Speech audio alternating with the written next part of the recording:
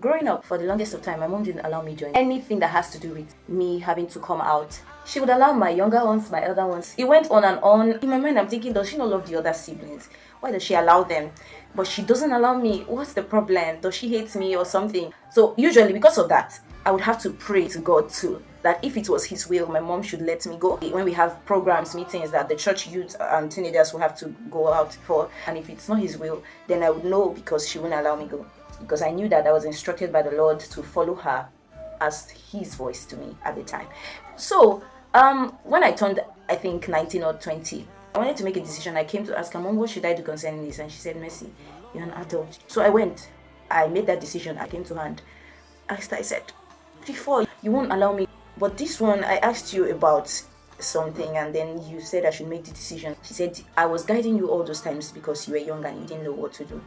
But now, you are grown. You are becoming an adult. Right?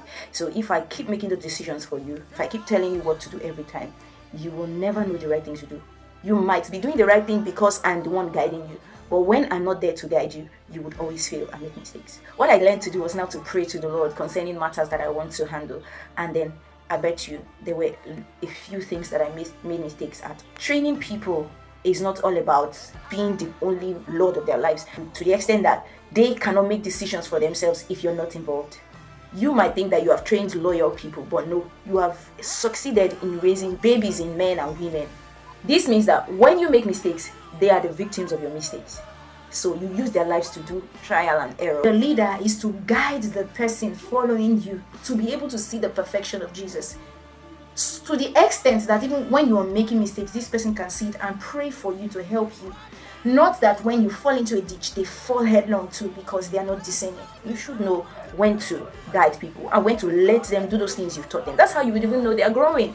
If you were guiding them all the while and then when you ask them to do something without you, they just fall face flat to the ground and victims of Satan, it means they were not growing. They were just leaning on you.